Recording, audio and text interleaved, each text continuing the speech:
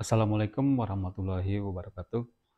Eh, Teman-teman, para pemirsa dan pemerhati kelapa sawit di Indonesia dan eh, di mana-mana. Pada pagi ini saya ingin berdiskusi tentang kelapa sawit dan kemiskinan.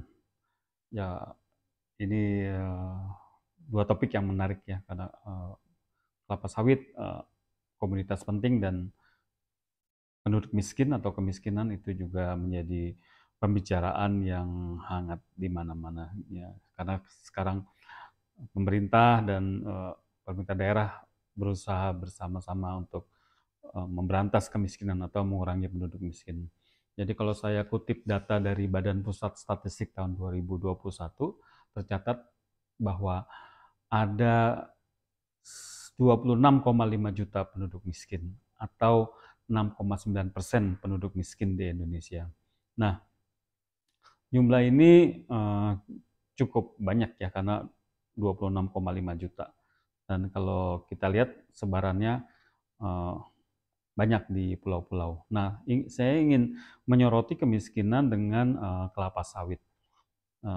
Sebagaimana kita ketahui bahwa luas perkebunan kelapa sawit itu didominasi di uh, Pulau Sumatera dan Pulau Kalimantan. Nah, jadi kalau saya lihat ini di Sumatera luasnya sekitar 60% dari total luas sawit di Indonesia. Dan demikian juga di Kalimantan sekitar 20%-an. Nah, kalau saya lihat jumlah penduduk miskin di Sumatera itu jumlahnya melebihi dari rata-rata nasional.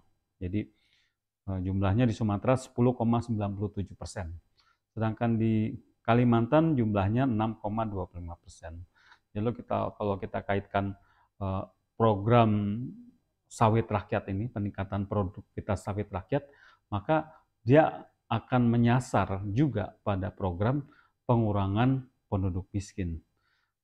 Jadi saya mencoba mengaitkan kemiskinan dengan kondisi petani sawit rakyat. Jadi dari data Direktur Jenderal Perkebunan Kementerian Pertanian, ini lapangan kerja yang menyerap pekebun sawit itu jumlahnya 4,2 juta orang ya, dan secara tidak langsung juga menyerap 12 juta orang. Nah, kalau sawit ini bisa meningkat, maka produktivitas sawit yang selama ini masih relatif rendah, karena di tingkat petani sawit itu produktivitasnya cuma 2 sampai 3 ton per hektar. Sedangkan di perkebunan besar produktivitasnya 8 sampai 10 ton per hektar. Nah, ini ada gap 5 kali lipat antara sawit rakyat dengan produktivitas perkebunan besar. Jadi kalau produktivitas sawit rakyat ikut meningkat, ya let's say kita targetkan 50%, jadi dari 2 atau 3% itu kita tingkatkan menjadi 6 sampai 7 ton per hektar, maka secara tidak langsung ini akan berdampak pada pengurangan kemiskinan, angka kemiskinan terutama di kantong-kantong sawit, yaitu di Pulau Sumatera dan Kalimantan. Jadi upaya peningkatan produktivitas sawit rakyat melalui program replanting oleh BPDPKS misalnya, itu nanti secara tidak langsung juga akan berdampak pada pengurangan kemiskinan.